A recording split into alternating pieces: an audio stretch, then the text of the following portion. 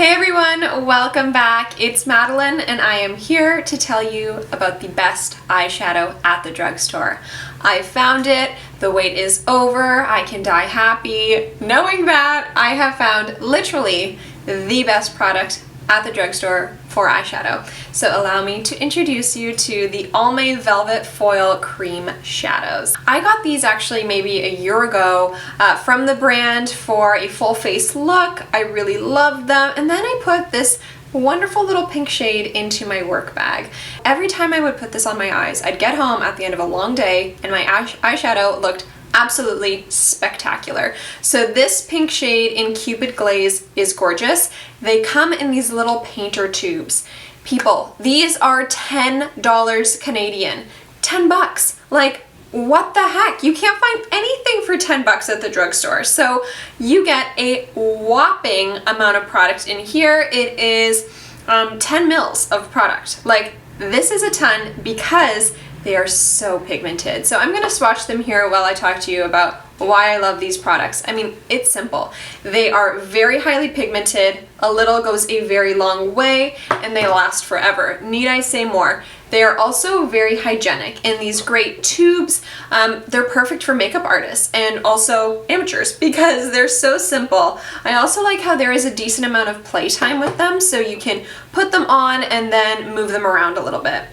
This green shade is definitely not my favorite, just because my eyes are kind of green and I don't really love wearing green shadows all that much. It also kind of pulls a little bit more, I mean, it's still kind of gold, but it does give a bit of a gray cast on my eyes, so not a massive fan of that one, but I did pick up two new ones. This is the shade in Out of the Woods, so I'm going to put this on right here.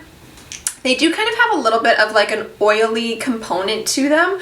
So this one I squeezed out, like, guys, like, look at this color. It is so pigmented. I just have to show you how these blend out. They feel softer than silk and they are absolutely stunning. They fade out really well. They don't kind of get stuck on the skin or skip on the skin at all. So I have my 5 shades right here. The pink one is Cupid Glaze number 20. The green here, it is Paradise Found number 90. And then we have the brownie color Out of the Woods number 80.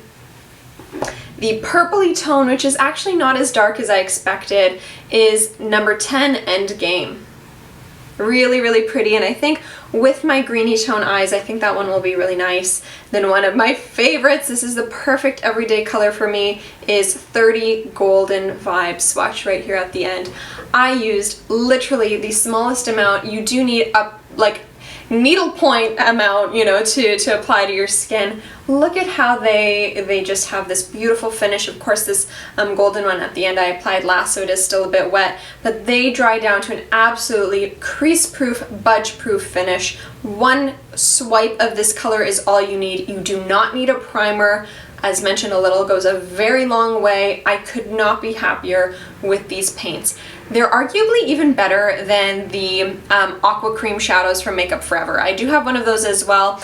Comparable for sure, but the pigmentation and just color of these honestly outperforms the Makeup Forever. I also like the application of these because the Makeup Forever comes in like a lip balm type squeeze tube. I'm not going to be applying that directly on the eyes. Are you kidding me? You know, on a finger or even this on a brush.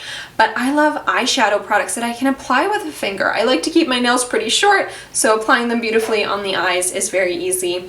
Now, I'm a huge fan of Charlotte Tilbury, and I also have one of their Eyes to Mesmerize in Cleopatra. So this is one of those bluey tones, but I wanted to mention just how similar the finish of these Eyes to Mesmerize are compared to the Almay. So here's a bit of Cleopatra, again, a very nicely pigmented creamy shadow. They have a very similar moussey texture. This one is maybe a bit drier, a bit more silicone-y than the slightly oily finish of the Almay, but of course the Almay again do dry down to that budge-proof, smudge-proof finish, so keep that in mind. Look, I'm like rubbing and nothing's budging.